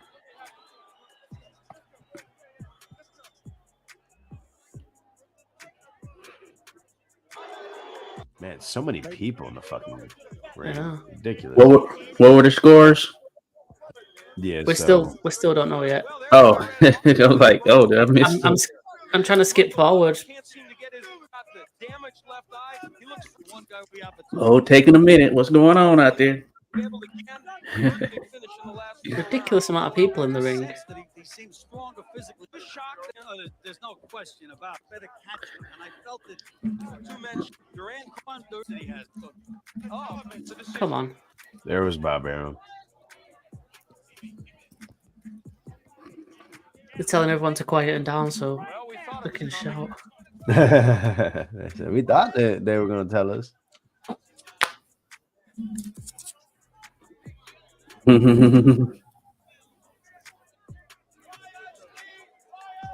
Quiet, please. Shouting. Michael Buffer's in the center of the ring. Ladies and gentlemen, we have a split decision. Split. Okay. Jeff Okay. Brown scores the bout 116 to 113 for Barkley. I ran Barkley 116, 113. Wow. No one can hear Giuseppe them. Ferrari scores it 118, 112 for Duran. 118. 118, 112. Tommy Kazmarek scores it 116 to 112 for the winner. And no. Wow. I felt those scores were wide. At least Tells you who's champion. one of them for sure wide. On the scorecard, 118, Interesting. 112 for Duran is shocking, as is 116, 112 for Duran. Wow. Well, apparently they were captured by Duran's ring. Wins a general. fourth world title. Through those flashy combinations, and they forgot about. Wow. Okay. Some weird, excuse me, some weird scores in there. So let's go and have a look. On our combined, let's refresh. I like the download screenshot feature. Cool. Oh yeah, that's the new one. Okay, let's quickly have a look and then we'll mention that. Actually, now you come to say it, Josh. I will mention that in a second. Okay, so Josh, 86 boxing, has scored it 114, 113 to Duran. I've got it 115, 112, and Alex has got it 116, 112. So all in favour of Duran. I'd say that's fair. Let's have a look at average wise. 6-5 and an even round in there somewhere. Interesting where we ended up. I guess someone else must be scoring. No? How we got an even round in there if there's Which three of round us? is even? Round 10. But if there's only three of us that have scored it, Interesting. that doesn't make Because sense. I scored it even. Oh, right. What the Oh, what? heck? Come We're on. not, I couldn't not being pick, able to- man. I was dirty. I said, man, I really can't pick a winner in that. Right, It's that's funny. it, Alex. We're the inspecting judges- your scorecard. The judges had an even round, I think round 4 or 5, and then one in round 8. But round 10, they all gave to Duran. Yeah. Brilliant. Okay. The confession came. We couldn't compare scorecards, unfortunately, before, but we would have spotted it. But yeah, there you go. Alex has given an even round. Unbelievable.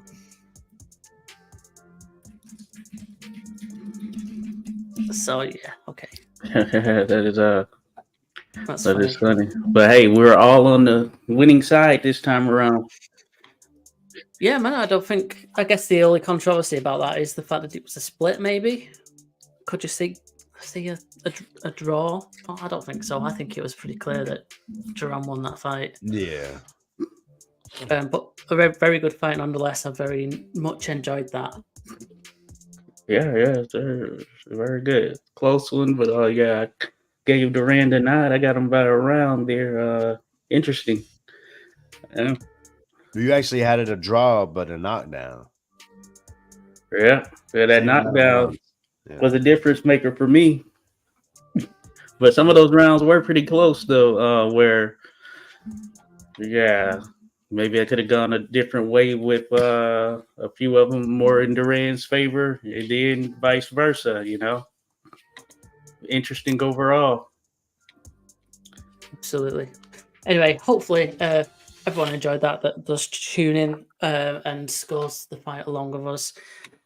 There's going to be more in future, so make sure that you do subscribe if you've not already done so, and keep an eye out for the announcements of our future live streams and the future fights that we're going to be covering.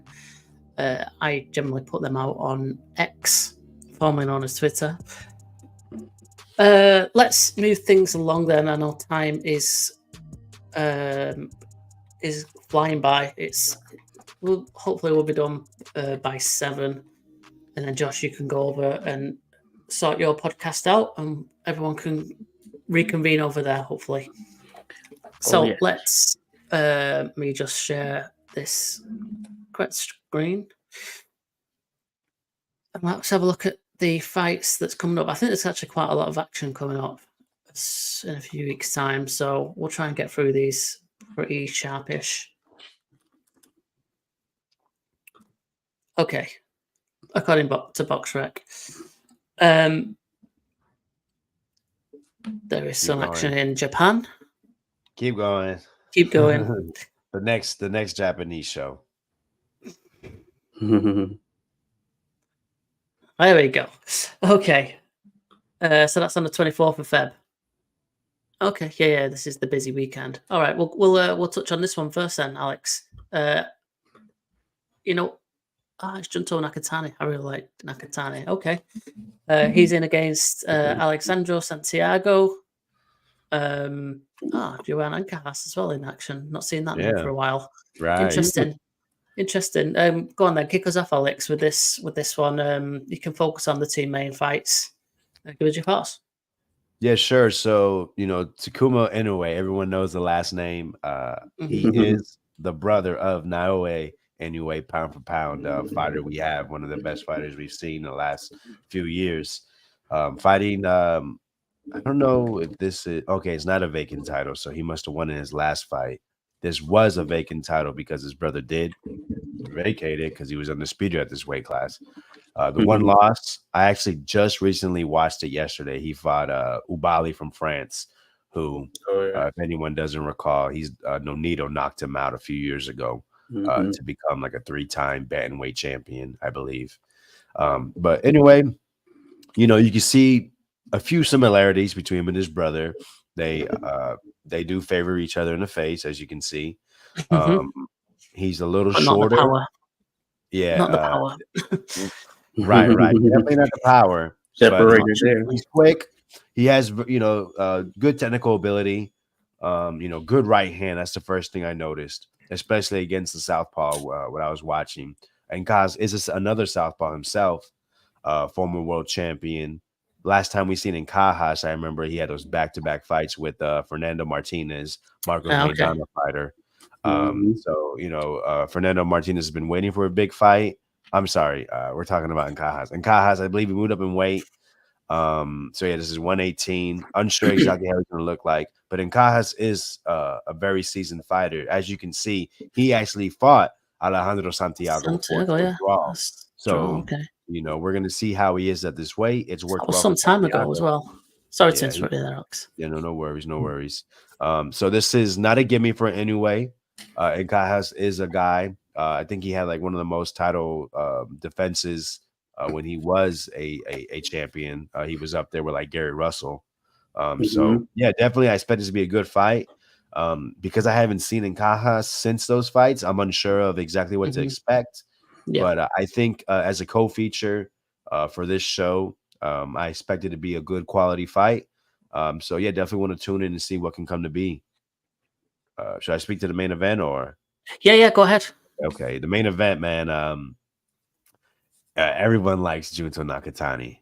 Mhm. He's Oh, that's become good. everyone's favorite fighter to one of their favorite fighters to watch, especially below 135. I mean, this guy gave us a great knockout of the year candidate against one of the Maloney brothers, Andrew. Mhm. And then if you really look at his resume, he's fought several world champions. He gets stoppages. His last fight, I did take a look at it, watched it. Wasn't that impressed, but Cortez is a tough dude.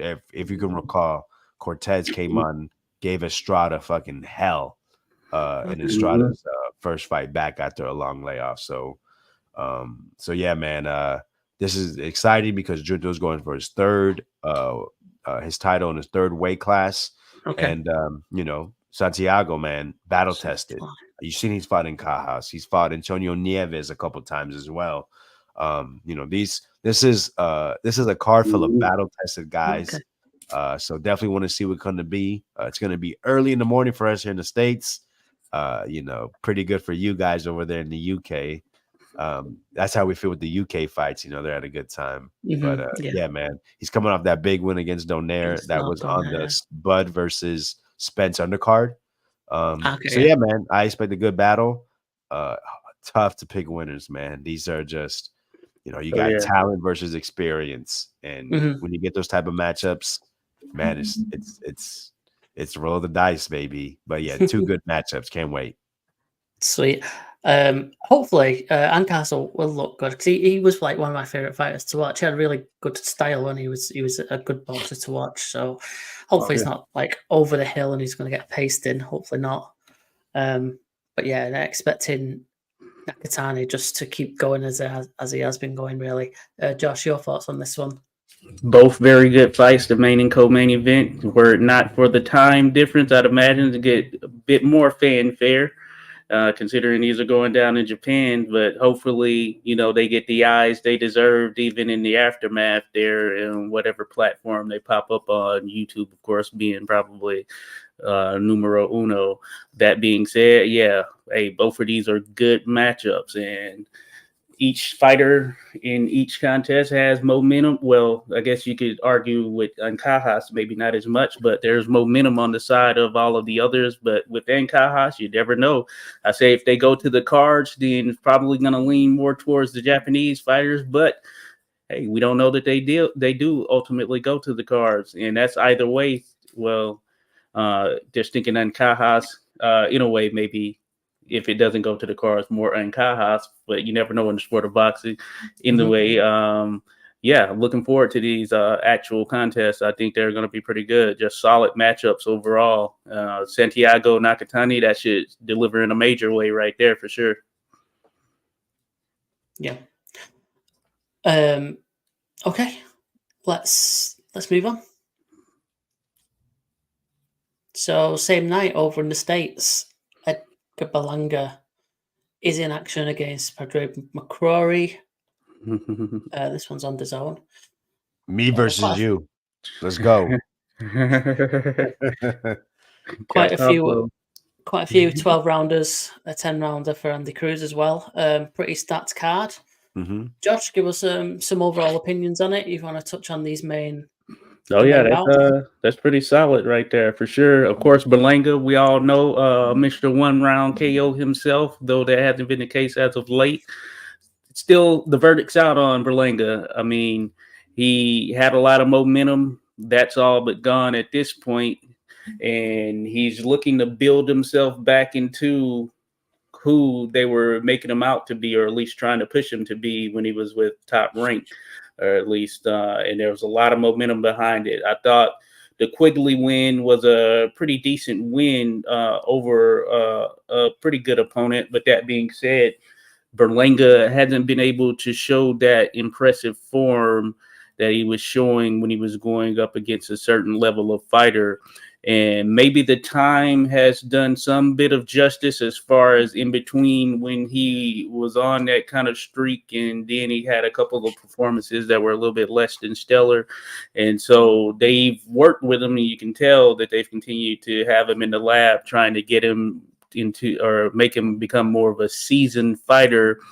And I think we won't really know until he goes up against one of the elites, and who knows if he gets to that point. That being said, for McCrory, I can't recall him just thinking about his name off top. I'm not positive I've seen him. I may have. You just never know. Who has he been in with? Oh, the face is familiar. The face is familiar. I'm looking at his resume Bearded- here. But bearded that being Irishman. said, I would Resume say isn't. the face is familiar, but the resume, yeah, not so much. But I will say that, of course, we know that Berlanga is the name here, and McCrory is no doubt brought in to be the opponent. But that being said, you never know because, hey, the right type of performance can change things. And as mentioned, I think the verdict is still out on Berlanga. He does have some talent, but that being said, he's yet to prove anything of significance thus far since or at least over the last several fights, other than that he can go the distance. And he still has a good deal of pop, it seems, but it just doesn't carry that same weight here as he stepped up the competition. But I want to see success for him. See, he's only 26 years of age. I mean, he's in a good weight class, 168. Berlanga Munguia, that has action written all over it. That'd be a great one to see right there. I'd favor Munguia, but come on, Berlanga just on paper matches up with a lot of guys well, just thinking about what could potentially be, but whether it turns out to be that when the fight actually takes place, you never know. You just never know.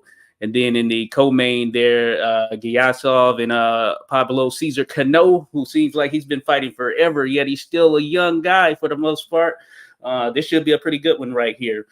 You probably have to favor the Uzbek fighter, but that being said, Pablo Cesar Cano, a lot of experience, a lot of mileage, and a lot of experience. But it's crazy to just think about. He is still out here getting it, and he's only, I believe, 33. Is that what his age is? 34. 34. Oh wow, I thought So he was older. it's insane. It seems like he's 40 something, but man, he's just been around. So this should be actually a pretty solid fight overall. Yeah, win over Jorge Linares one round back in 2019. Not very active, really, but yeah, it looks like he means business from his photo. I was gonna say that's funny. Shakron Gurasov, Uzbekistani fighter, so you know he's going to be well seasoned. Oh, yeah. Alex, give us some of your thoughts on these fights and the card as a whole, mate. Yeah, definitely want to give a shout out to Yanquiel Rivera, Puerto Rican fighter over there at the flyweight division. Definitely, trains a lot with Oscar Collazo, who's probably, I think, is the best Puerto Rican fighter currently. Yes. So yeah, definitely want to, shout out him. Take a look at that. He's a good fighter. He may get hit a little bit, but he's gonna hit you a lot of bit. Yeah, you know what I mean?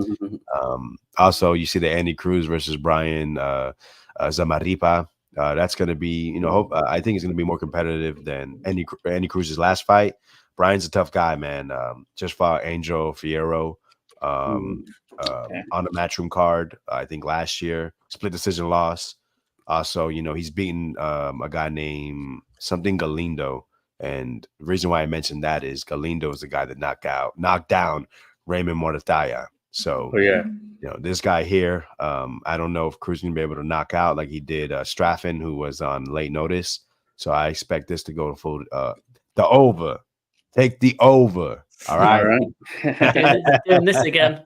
We're doing it again. Also, keeping the Caribbean focus. Antonio Vargas, former U.S. Olympian, actually from the Kissimmee area, Puerto Rican descent. Very good amateur, like I said, pretty decent pro. Got sidetracked, man. Got knocked out. I mean, it was a terrible knockout. One of the worst knockouts you'll see. Happened kind of out of nowhere. He's been rebuilding. Took a long layoff from boxing. Came back and just looked pretty efficient. Looked good against Little Tyson in his last fight. So definitely someone to keep an eye out on. Those lower weight classes, a lot of moving parts. So this is a guy that can get matched up in a big fight.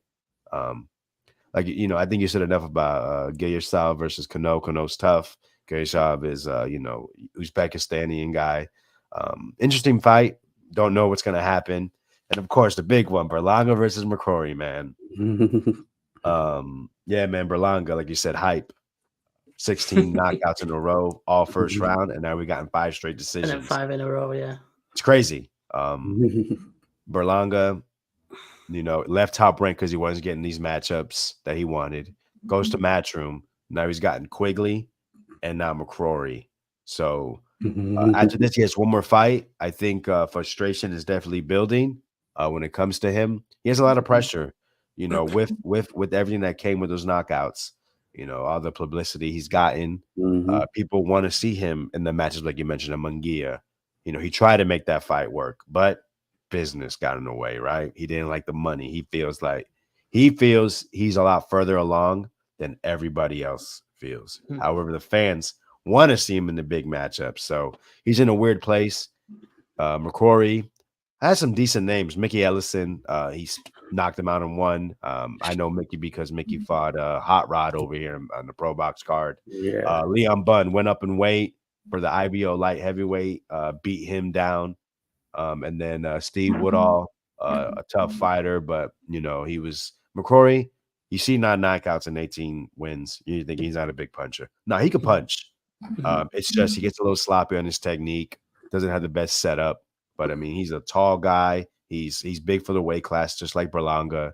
He comes to fight, and I think he's going to come to fight, and he's going to come to get knocked out. So I got Berlanga knocking this dude out mid rounds. I would say somewhere between that 5 and 8 range. But I think it's going to be fun, and this is good matchmaking for Berlanga to get a knockout, I think. But McCrory's not coming to lay down. He's just going to get laid out. If you don't think Berlanga has power, listen, Coceres, tough guy. Look at his fucking eye in that fight. Just with the jab alone, his eye was closed. Oh, yeah. Watch Coceres. I mean, him and Billy Joe had a great fight. Billy Joe did knock him out. Berlanga does have more knockout power than Billy Joe, but Billy Joe's a better fighter. Look at what happened with what's the one fight he just had? Oh my God, Diego Pacheco. He gave Pacheco good work. Pacheco, I hate to say it. Shout out my Boricuas, but he proved to be a better fighter than Berlanga. Now, Berlanga did say he tore his right bicep. That's great. Cool to hear. Sucks. But yeah, man, I think Pacheco is a better fighter than Berlanga, and I think that's the biggest issue. Berlanga believes he's ready. The thing is, with the amount of attention, the amount of potential he has, you gotta. I'm sorry, man. I hate to say it. You got to treat him with care. Yeah. You have to match him up properly. And I try not to be in the business side too much, but I see what it is. It's too much money to make to go ahead and have him getting beat by the wrong guy at the wrong time. It's unfortunate. But hey, don't think Berlanga doesn't want the fights. He does. He said it multiple times. He's probably going to leave Matchroom because of the matchmaking once again. But he has to understand who he is, where he's at. And when we get that lined up, I think we'll get a more comfortable Berlanga.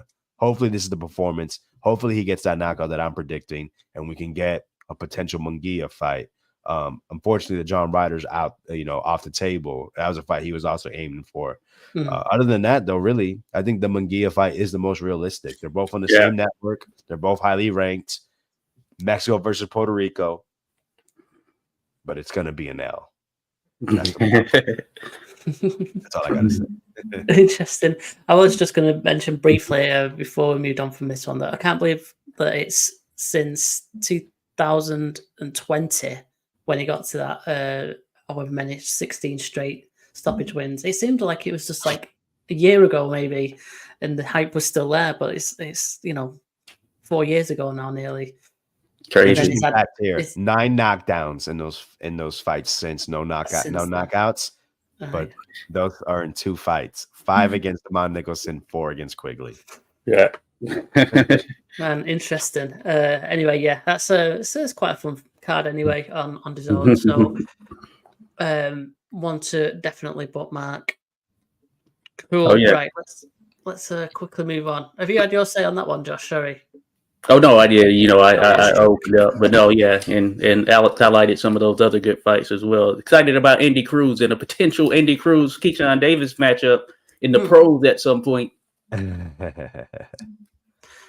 Yeah, interesting. Well, the fast tracking Andy Cruz, aren't they? So maybe that could come, at some point in the not too distant future. I'm going to keep scrolling. Shout out if you can pronounce that name. Still fighting. Huh?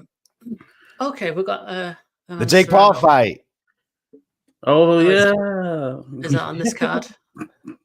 Oh, fantastic! I didn't know he had one coming up. Anyway, let's quickly go over this. Serrano versus Mink. Josh, go. Let me see, Mink. I can't say that I'm familiar with Mink. Of course, we know this card sucks. Just say that. Oh, German. Okay, she's 18-3, 4 knockouts, so she doesn't have much power. This must be a mandatory. I'm thinking it's a mandatory or something to that tune, but it's going down in Puerto Rico, baby. It'd be nice to be there in person, live to see it happen. I know that Amanda represents the New York in there, so I expect Amanda Serrano to defend her title and hopefully get one of the big names in there. Though we know Katie Taylor is at 140 now, and this is 126, so somewhere in between, maybe an Alicia Baumgartner at some point. That could be one that will be pretty interesting at 130. If they can make that happen, or 135, I don't know. It all depends. But Amanda, she can bounce in between the weights a little bit better than some of the others can. That being said, I expect Amanda Serrano to go in there and do her thing, represent. I mean, this is Puerto Rico fight going down. San Juan's matter of fact, so she's going to show up and show out. Whether or not it's a stoppage, time will tell, but I do expect her to get that victory. And then we have Jonathan Gonzalez, the other Puerto Rican world champion, about to do his thing. He's going against Rene Santiago. Not sure if I've seen Santiago, but I expect Gonzalez to do his thing as well, because Gonzalez, I guess he's the longest reigning Puerto Rican champion right now, right? So, hey, he's not ready to give that up just yet. So, big ups to Jonathan Gonzalez, another good fighter to watch right there. He puts in work. So I'm expecting a pretty solid Puerto Rican showcase there going down on the island, baby. And it would be nice to be there. I haven't been there since 2017, as a matter of fact, the beginning of 2017. So, interesting. When is this going down? Okay, March 2nd. Yeah, not happening. I'm not going to be out there. With that being said, this is going to be a good one. And, of course, Jake Paul, I'm guessing he's going up against another real boxer, so we'll see what he's going to do here. Going to get him another dub over a real boxer, baby. So shout out to Jake Paul out there making it happen, doing it in Puerto Rico. And he actually has a place out there in Puerto Rico. I guess that's where he's living, Dorado, Puerto Rico. So, hey, homecoming fight for him, I guess you can say as well. So it's going down, baby. That's an interesting choice. An inactive cruiserweight that's had a fight in 2022. But the key word is real boxer there. Real boxer. Go on, Alex. Give us your thoughts on this. I can't match that enthusiasm for this card. This card fucking sucks. It's fucking terrible. You brought it up. I was going to skip over it. I fucking hate it. Jake Paul has brought great attention to our sport. And I got to say, some of the events have been really cool. But, I mean, this is literally like just a favorite to Amanda and just shit after shit. I'll give a shout out to Javon Walton. I believe that is the actor that was on a show. Oh, my God. I never watched it, but people talk about it. Some show with the girl from Spider-Man is on her big hit show. Yeah. Young. I've seen little clips of him. He seems pretty good. So keep an eye on him. Then there's Crystal Rosado Ortiz. She's also an up-and-comer within the women's boxing scene that Amanda Serrano has signed.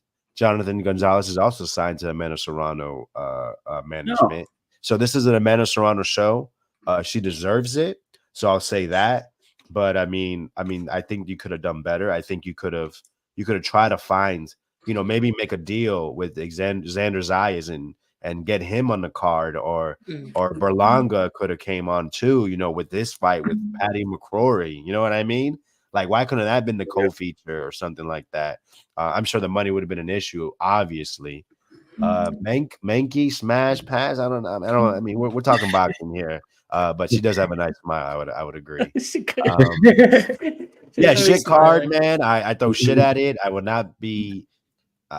No, I'm a boxing junkie. There's another card on that day that I think deserves plenty of attention. Yeah, let's get to it. Let's get to it before we just hit 2 hours. So come on, let's wrap things up, boys. Alex, you're enthusiastic about this one. Go for it. Yeah, no, I think this is greatly matched up. If you look up and down the card, I mean, Duke Reagan's coming back. Brandon Valdez is a decent guy.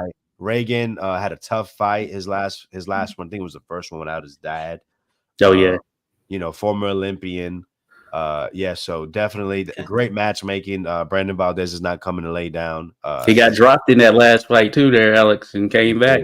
He did. So if you think Duke's gonna win, he's obviously gonna win by decision. Also on that card, you go ahead, you got Cash Flow. That's a popular name. Enough said about him. Somehow Nico Ali's against an undefeated fighter. Slipped him in there. Man, I mean, if he loses, he's getting cut. Brandon Moore was a guy that talked a lot of shit about fighting Big Davis. But thinking basketball, Big Baby Jared Anderson was very unimpressive in this fight against Robert Titties Sims. If you've seen the fight, you know what I'm talking about. But no, man, looking further on the card, oh my God, I lost it on my screen. I'm following over here. But Troy Isley makes a return. Marcos Hernandez, if I'm not mistaken.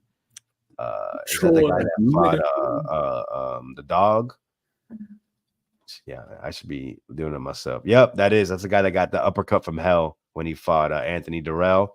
Rohan Polanco, Dominican Olympian. He's fighting an undefeated guy. I'm not too familiar. This fight I really like. Brian Norman, guy with a lot of hype, has not lived up to it yet. Taking on to Nelson Figueroa Boca Chica. Now, the people that may not know him, but Boca Chica is a Puerto Rican descent fighter, fights out of Detroit. Just fought on Showbox. Tough, close fight against Palmetto. Has good quality. We're going to find out a little bit more about Brandon Norman. This is not in you look, he lost against Roman Villa. Roman Villa is a tough dog. Alberto Palmetta trains out of West Palm Beach, Florida, my hometown. Also, shout out to Marcus, I forgot to say his name, fighting against Najee Lopez on Wednesday Pro Box. Anyways, we're going to see Brian Norman tested.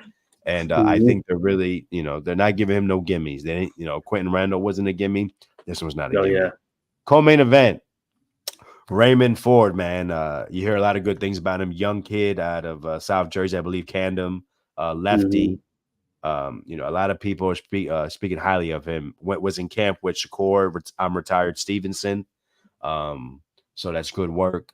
I don't know a lot about the opponent, but man, do I hear a lot of good things about him. You see Uzbekistanian.